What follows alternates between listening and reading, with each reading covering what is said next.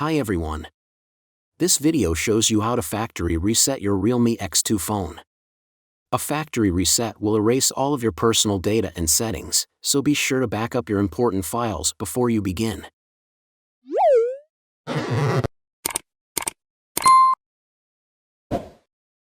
Go to Settings. Select the Additional Settings.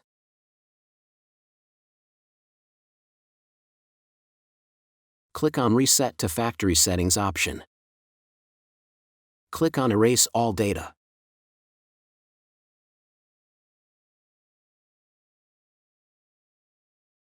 Then choose what you want to reset in this list, like only network, system settings or apps or all data, then click Then will start reset.